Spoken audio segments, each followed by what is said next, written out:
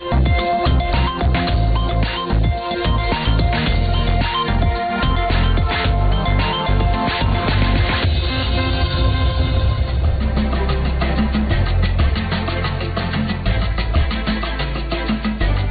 morning and happy Mashujaa Day. I am Ann Kigute. It's a pleasure to be with you on this very important day as we cover the events of the day live for you. Of course, we're live here from our communications center in Nairobi, where we'll be speaking very shortly to the Director of Culture in the Ministry of Culture, Wenceslas Ongayo, and Koigi Wamwere, a prominent politician. We'll be having that conversation very shortly, but first, let's cross over live to the Nyayo National Stadium, where our Jackie Maribe and Faiza Wanjiro are standing by to let us know what's going on as we await the day's festivities to begin. As we said, we have in studio Koigi Wamwere. He is a politician, and joining him is also the Director of Culture in the Ministry of Culture, Wenceslas Ongayo. Thank you, gentlemen, both for coming in. Perhaps we can start with your observations, both of you, the import of this day and what, if anything, you're celebrating, Koigi. First of all, let me say that to me this is a very important day, because we are celebrating, or we should be celebrating, our collective victory against problems that have plagued our nation since we became a colony of Britain. Of course, we had problems before then, but then we were not one nation. And this day is particularly important because, remember, it used to be Kenyatta Day, when we only celebrated President Kenyatta as the national hero. And the of course, we were told that the Kapenguria Six were also there. But I don't know whether you remember that the Kapenguria Six at some point fell out with one another. And it became very difficult for people like Ochieng Oneko, who had fallen by the wayside, or people like Kagia, to be invited to the to Kenyatta Day celebrations. So the nation thought out what was wrong with this kind of arrangement, and we settled for Mashujaa Day, when all manner of heroes need to be celebrated. People who have performed very well, extraordinarily well, people who can be credited with acts of courage, selflessness, sacrifice, risk that have helped to push the country forward and to liberate its people from all manner of problems. Now, we have had a complaint despite the change from Kenyatta Day to Mashujaa Day. Perhaps before we come to that, let me allow Wenceslas to also say his thoughts on the day and what you are celebrating. Thank you very much, Anne. I think, as most Kenyans can remember from what Mashujaa has just defined, is that Mashujaa Day is a day set out for us as a nation to identify and glorify our past. And while glorifying our past, there are particular epic situations that we must always remember. And this epic situation is what is shaping the history and the destiny of this country. Whereas we were a colony of Britain, but there are those Kenyans who sacrifice their own personal comfort and were able to go out there and make sure that this country is liberated. However, this liberation struggle was in various formats. There are those who went actually in the actual armed way, and there are those who did it in the what we can call maybe soft resistance way, but all of them at the end of the day contributed towards what we are today. Because you see, as much as people who are in Mau Mau were struggling on the ground, there are those maybe who are conquering the world through diplomatic circles and trying to voice out the concerns of the people in Kenya, what their freedom was being denied from them and how they were being mistreated. And it is out of this cumulative efforts that we are able to gain our independence. However, when we got independence, the day was named out of or honored by only one name, which was Kenyatta Day. However, when we went into the new constitution, we thought it wise that instead of us also having several people having Kenyatta Day, and you, or those of you who can remember very well, before even Kenyatta Day, just immediate on 10th of every October, we had a Moi Day. Right. So the holidays were being so many, and regardless of how many presidents we're going to have in the future, then we decided that then let's just have one day to honor all those who have contributed to the welfare and well-being of this nation. But what has actually changed other than the name and the theme in terms of how we celebrate it today? One thing that has changed is that we have made the day appear and look as if it belongs to all Kenyans. And in it, now we say that a Shujaa should not be only confined to a liberator or the freedom fighter. A Shujaa is a hero. And a hero, by definition, those of you who have been able to look at the Heroes Act, is that that person who has positively contributed to the well-being of his community or her community or the well-being of the nation as a whole, without the expectation of personal gain or compensation for that particular effort. And it is out of that that we have what we can call contemporary heroes, contemporary heroines. There are those like those of you who have been able to traverse the landscape of this country. The areas maybe where medical facilities is a challenge, but you'll find a traditional birth attendant who has been able to assist mothers deliver safely without the benefit of having a medical facility near them. Those are the contemporary heroes that we are talking about. No personal gain. Yes. Kwegi, who are your modern day heroes? Do you have any? Yes, I have, because they are still alive. To me, the Mau Mau stand out as my heroes. And because without them, we wouldn't be having the independence that we have. We wouldn't be having this kind of celebrations. They built the foundation for an independent Kenya. Without their sweat, without their blood, without their tears, we would not be where we are. So I give them #1 place. Right. Then it comes to our struggle against one-party dictatorship.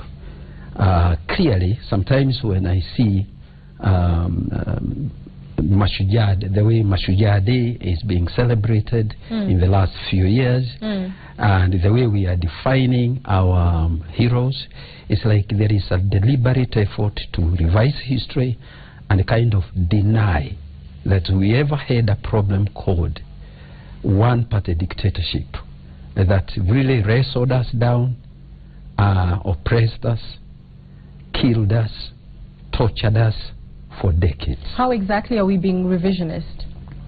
By, for instance, in today's celebrations, I would have expected that there would be representatives of the Mau Mau movement being allowed to say a word or two to the nation about how they brought about the independence of this country. That there would be some representatives of the second liberation at the platform being allowed to say a word or two about their contribution to the furtherance of our freedom after independence.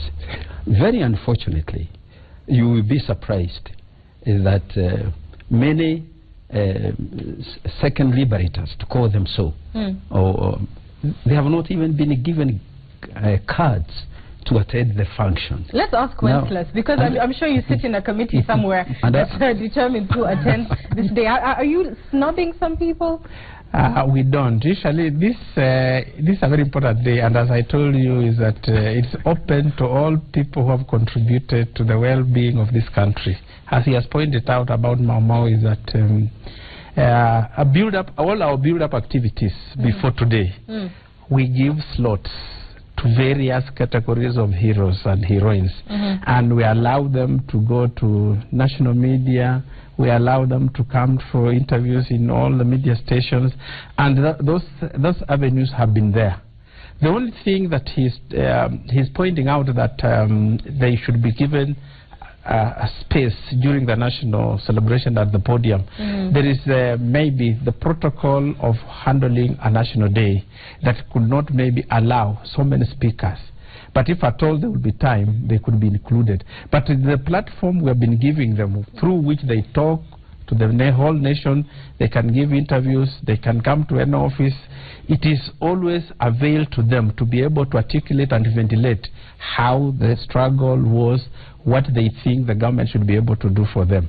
And that is why that out of that need, we were able to come up with the Heroes Act, which establishes a Heroes Council, which will look into their needs as persons, their needs as families, their needs as communities. Right, and we'll come to the details of that later. Yes. But Koigi, I suppose the point that you're making, and correct me if I'm wrong, is that the day should move away from being, quote-unquote, the President's Day to really being the day about the heroes. Because today, who is going to address the nation? It is going to be the President. If he is very generous, he will allow his deputy to introduce him or to call him to the podium. And that will be the end of the celebrations. From there, people will go to State House for a sumptuous meal to celebrate. The heroes of our second liberation will not be there. And in fact, I must will not be there. I will not. I don't know. Were you invited? I don't like to define myself. I cannot make myself or define myself as a hero. People should be left to define heroes. In fact, I believe that the best judges of heroes are the posterity.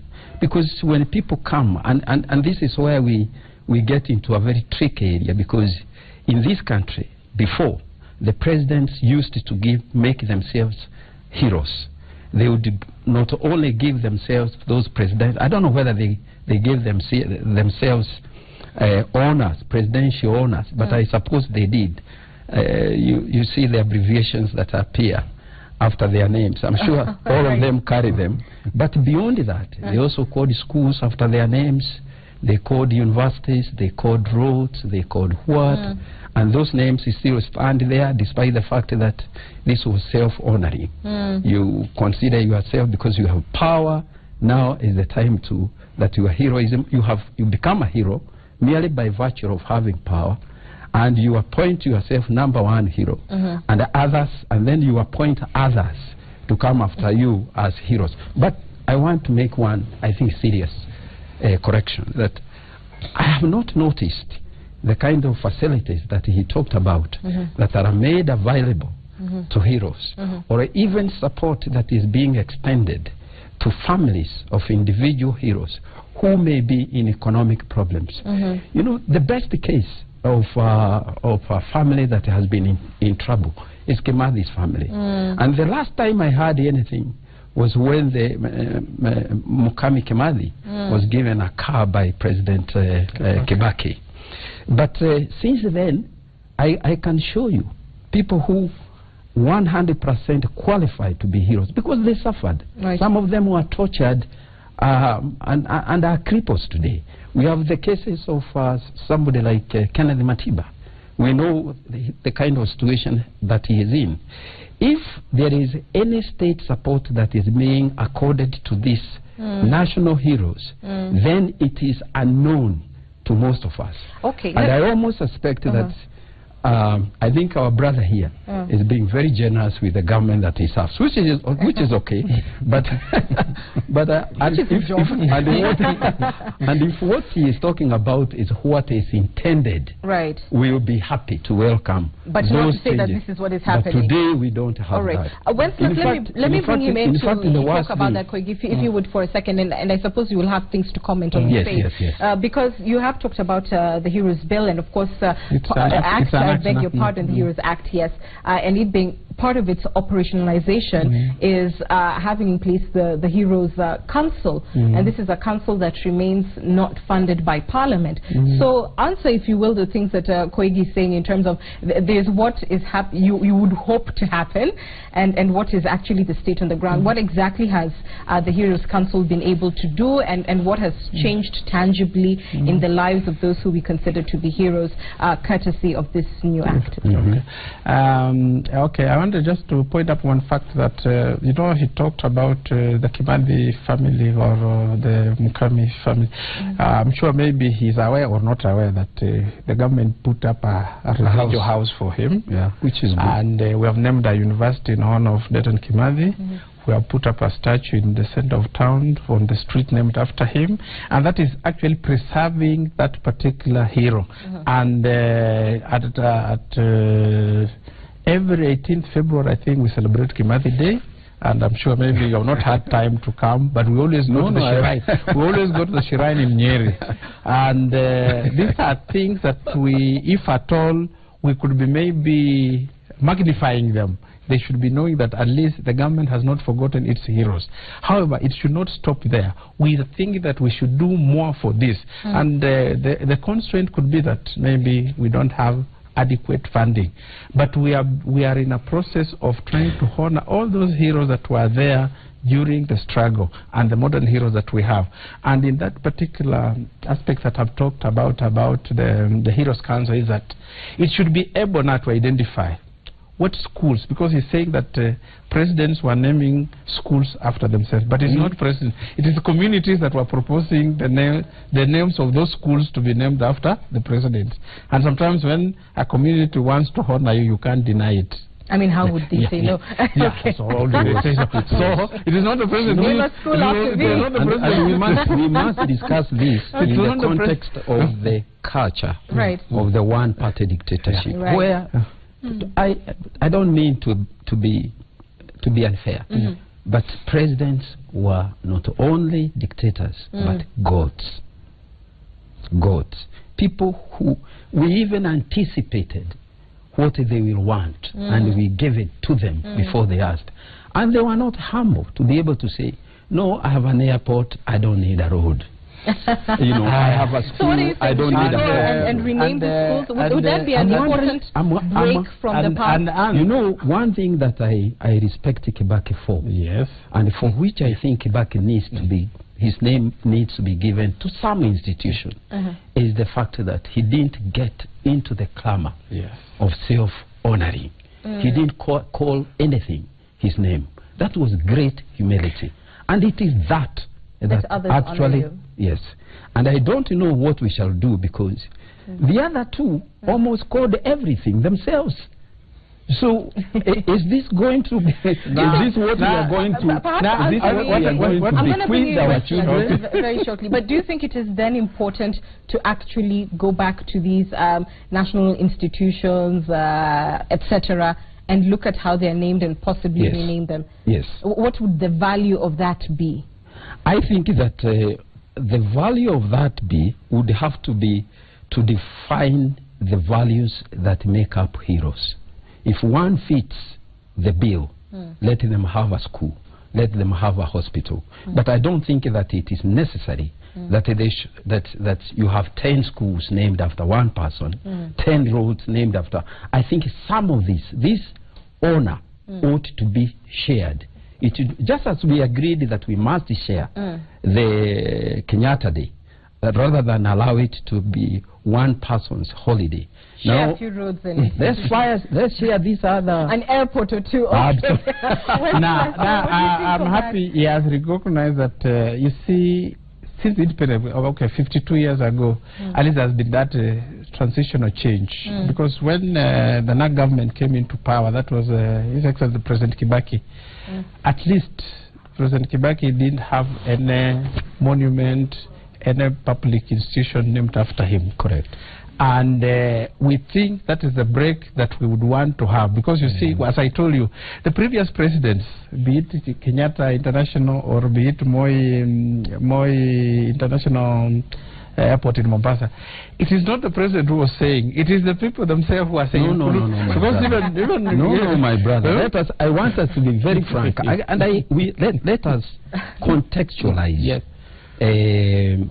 freedom and heroism in terms of the historical circumstances into which we are discussing them.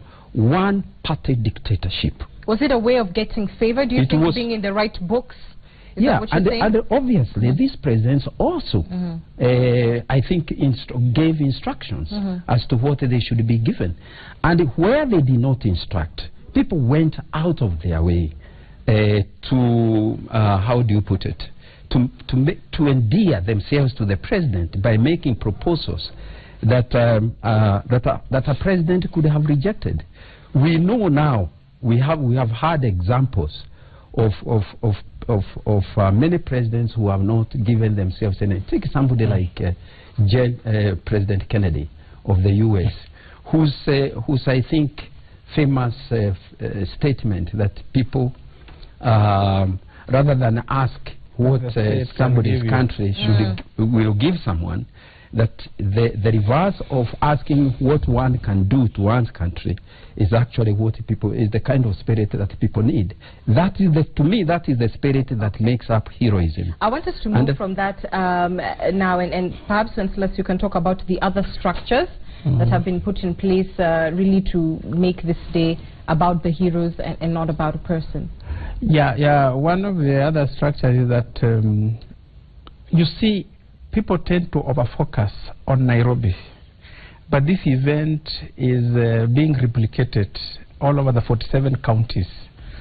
And within the 47 counties, we expect them also, the governor and the county commissioners, to be able to identify their local heroes or the people who fit the definition of a hero, and be able to parade them or expose them, so that at least at some level, people, for what they do to this country and at a cost of personal sacrifice, they should be able to be recognized to the level that either those issues that Mheshimiwa Koigi here is saying, that schools are named after only particular political leadership levels, it should be that some of those facilities can be named even after the local, the local heroes here. And some of the national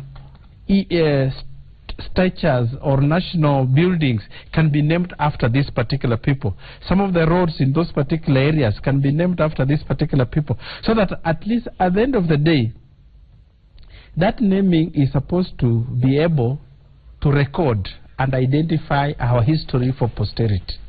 Because you see, anybody who will want to understand what Kenya was, he will be told, we had the first president, we had a second president, we had a third president, we had a fourth we had whichever president. The way those of you who follow the history of the U.S., you are told maybe Obama is the 40 plus president of the U.S. So that at least in the history of this country, you don't miss a step or you don't miss a chapter. We can be able to identify that. But as usual, people will always want, in particular situations, to gain something that has monetary value.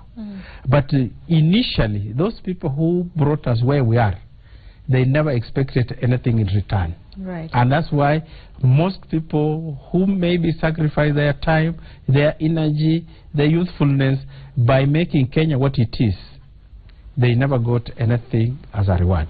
However, in this country as of now, we have what we can call contemporary heroes, people who have brought this country to where it is. And these are the unrelenting entrepreneurship spirit that is among Kenyans. You have seen what Kenya has done through the simple concept like M-Pesa. It is maybe transforming lives, and other big nations, big developed economies would want to copy it. But we would want those uncelebrated or unsung heroes now to be identified. Are they going to be recognized today? Will we have a new list of heroes? Today we are not recognizing people with what we call Presidential Honors and Awards. That one will come on 12th of December. But the process is on. All right. And the public will be involved in way of identifying and even either seconding the people that have been identified. And how will the public be involved? We usually will send out an invite through the media, and then we'll write also to all the councils and all the other institutions that we think matter in identifying who could be honored for the Presidential Honors and Awards. And the Presidential Honors and Awards are not necessarily heroes. These are people who have excelled in their normal duties. You know, like you are in this particular facility. So someone can nominate me? Yes. And then how do you then vet them once it comes through? Now the vetting is where public participation comes in. No, okay, let me get this right. So you have an invitation through the media and people will send a list of names. You're getting names from the counties. Yes, yeah. And then how do you get now to the national level? Does a council then sit? Yeah, usually there are three committees that sit. There is the legislature or the parliament or the Honors and Awards Committee. Then there is the Judiciary Honors and Awards Committee. And then there is the executive, which now the executive is the one that will handle what is in public. The executive Honors and Awards Committee. And what do they look at? What do they look at? One, they look at what is it that you have assisted in achieving, and how did you achieve it? Did you do it just as a normal call of duty, or did it go beyond normal call of duty?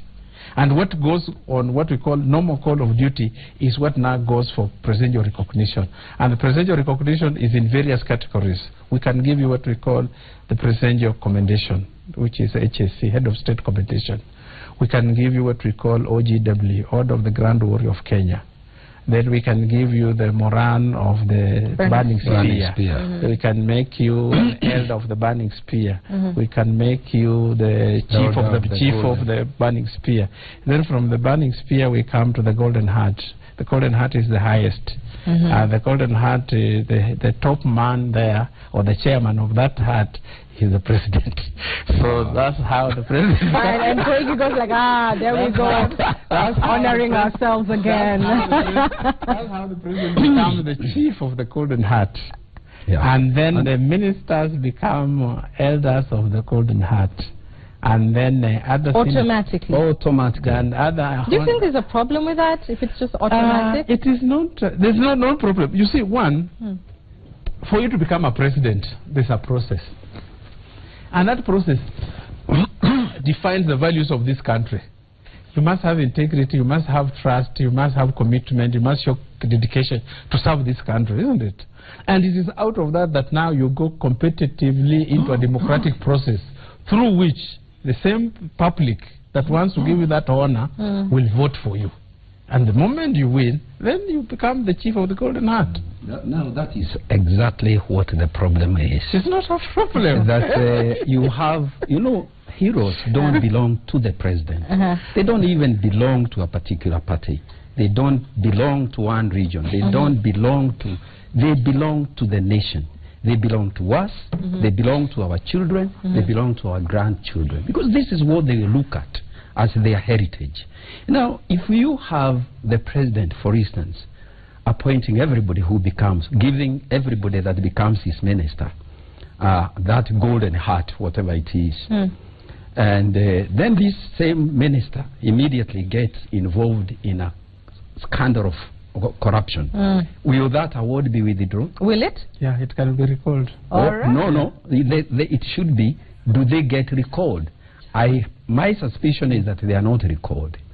Look at the PSs. If you are a CS, again you get this order automatically. What does that show you? That the person in charge of this process is actually the president at the national level. At the local level, you have his appointee, the county administrator, together with the chiefs.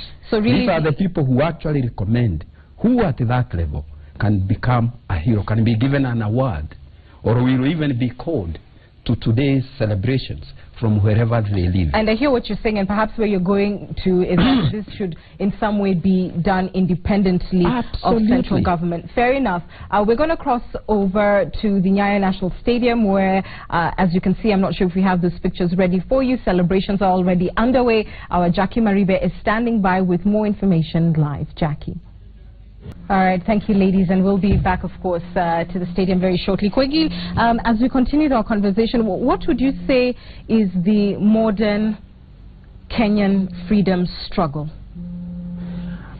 I think the modern Kenyan freedom struggle, one can say, is really a struggle for the continuation or for the preservation of what democracy and freedom and justice that we have so far wrestled from the state.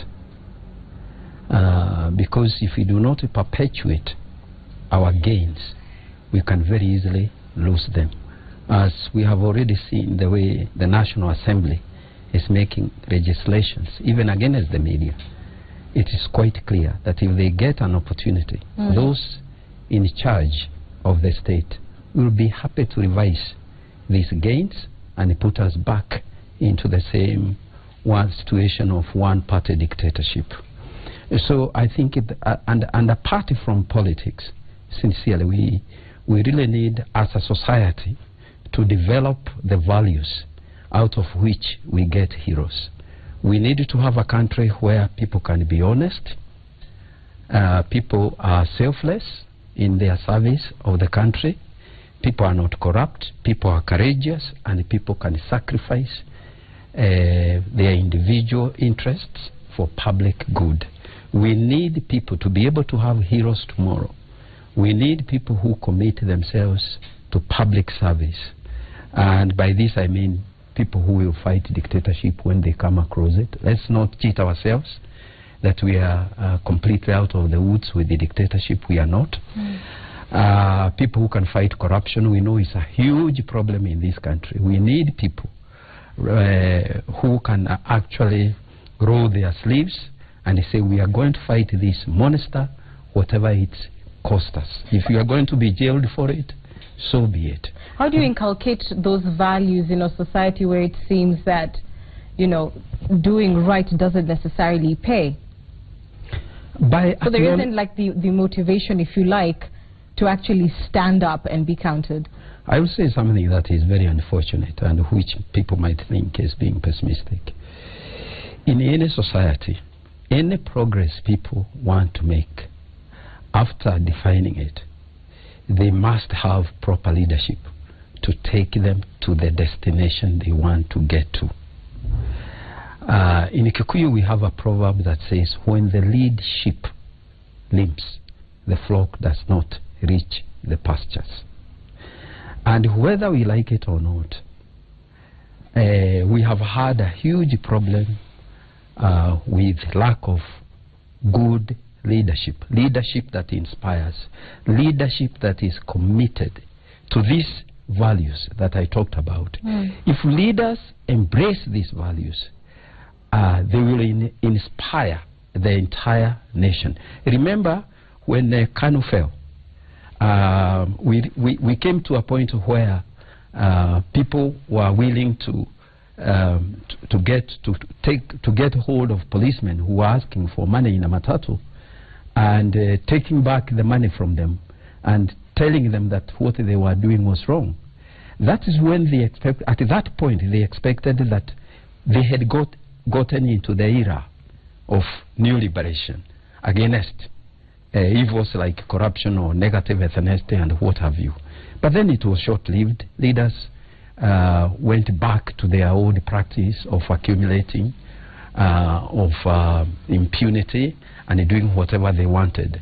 Now, for us to be able to get out of the gridlock now, we need leadership that will inspire, leadership that embraces these values and does not compromise in the fight against the evils that can easily destroy our country. When you reflect on the sacrifice that was made by our forefathers, what sacrifice is needed now in Kenya?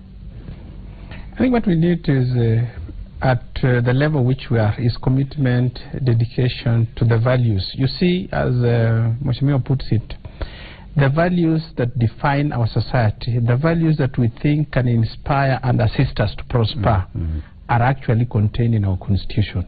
But at practical level, do we practice them? Because this is now what we need to be doing.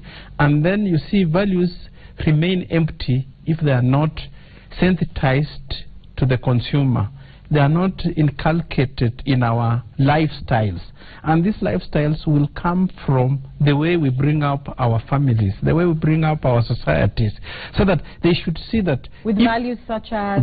Integrity, commitment, maybe being selfless, so that at least at the level, because you see, these are in fact the values that we have in our constitution are actually just mirrored from the African traditional values. You see, even respect for the aged, respect for your parents, respect for authority, or respect for order. You see, those are the values that we always have. But you see, the moment we make them appear as if they happen elsewhere and not with us, it becomes a challenge. It starts in the home. It starts in the home. Well, and let me mention this, because I will again say the same thing that as the Chinese say. The problem when the fish rots, it begins with the head. The rot begins with the head and then spreads to the rest of the body. In this country, we have a beautiful constitution. Chapter 6 espouses the values that could make us a better society, improve our economy, and make us a great nation, put us at par with the other nations. But our leaders deliberately felt threatened by those values in chapter 6, and they created an act of parliament on leadership and integrity And muted it. that completely emasculated chapter 6 of the constitution. This is why we have all the loot. This is where every county is a thief's den. This is why every ministry is a thief's den. This is why everybody is stealing, because they have made sure that nothing can stop them. You've gone back to, talking about leaders. Leadership is a problem, but, the Kenyan sitting at home will say we don't have another pool of leaders to pick from. The fact is that in this country, at every at every election, and per every candidate that stands, that is committed to being corrupt and to wanting to obtain leadership so that they can accumulate for themselves, you have honest candidates that people reject. Today, if you don't have money, if you don't have power, if you don't have a big job, you are nothing. And yet, it cannot be that the people we are looking for must only be found within the categories of those who have power and have money. Below, you have many good people who get rejected. And unless our people are willing to revise their vision of life and make it more humanistic and commit themselves to getting the kind of leaders that you liberate them once and for all, we are going to be in the desert for another 40 years. We have already been in the desert for 40 years. We could be in that same desert for another until we get a Joshua and a Caleb. We have the leaders we deserve? Yes, all the time. If you elect thieves, don't complain when they steal. He just told me about some money that is given to old people at the age of 65. And I'm telling him that if you go to most of the centers, that money, which is meant to help the destitute, people who are very old, they can't work for themselves, instead of being given to the poor, it is being eaten by traders in any center that you go to, the business people who have, they register themselves as the destitute, as the 65-year-olds. Sometimes they use the names of these very unfortunate Kenyans, eat their money, and life goes on. We need to change this. Let me ask you once, because you represent government. So from a government perspective, to what extent are the values in family important to you? And what specifically can government do to promote certain values when at the same time it is government that we're often accusing of not holding or espousing any of these values that we are trying to celebrate today? Okay, because the problem is that when people define or describe government, it looks very amorphous. But government is composed of individuals. And people discuss government in a manner that government is corrupt. Not saying that some individuals in government are corrupt. And that is where the problem is. You see, you can, and those of us, I have had my colleague and friend, quoting the Bible. The Bible in the New Testament is that everybody will be able to be charged for his or her personal sins. The same thing applies to government, in that if there are those bad elements in government, then they stand for their acts. It's not official position of government that people misappropriate public funds. It's not official policy of government that people are corrupt. It is that individuals are there, and then it comes back to... Well, I suppose it's only seen as official policy to the extent that when you do not see the prosecution, the recovery of funds, people behind bars, then, you know, it may not be written in policy, but it is the unsaid truth that, you know, it happens, people get away with it. But you see, and that's why I wanted to come back, just link it to what I had defined to you about family values. You see, this particular person whom you are accusing of misappropriation, behaving in a manner that is not in consonant with the provisions of our national values, has a family. Why can that family correct this endemic problem at home even? So that before you start proliferating what belongs to the public, and you might even transfer it to the family home. Why can the family correct you? And that's what we are saying, is that the value starts at home. And the moment it starts there, the whole society, the whole nation will be a clean place. Gentlemen, I want to come to you with your final views before we cross over to Kasarani Koigi. Yeah, no. Nyayo, I beg your pardon. I beg your pardon. Let me say that I want to acknowledge that we have come from very far.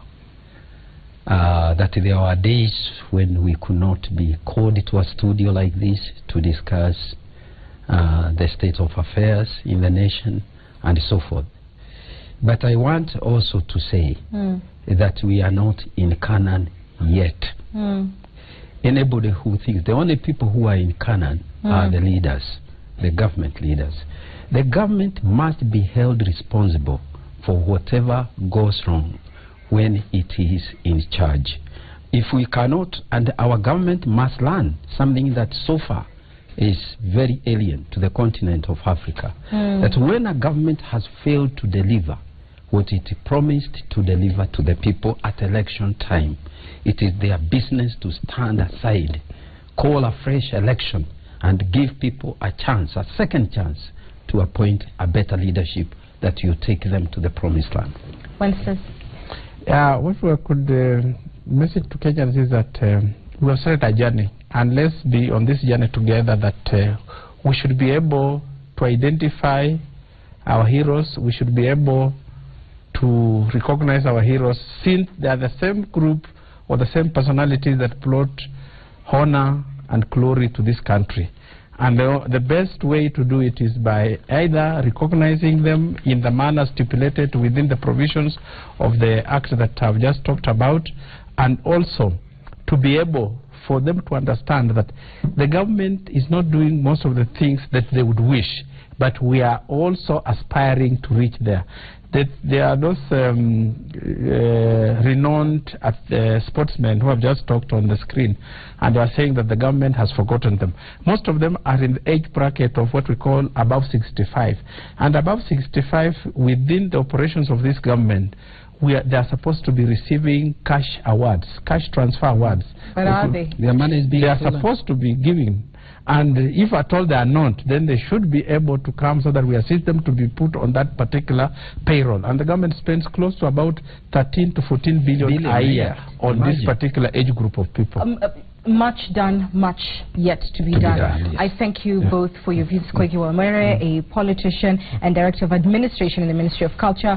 Wenceslas Ongayo. That's it for me and Kigute here in studio. I hand you over to Jackie Maribe at the Nyayo National Stadium.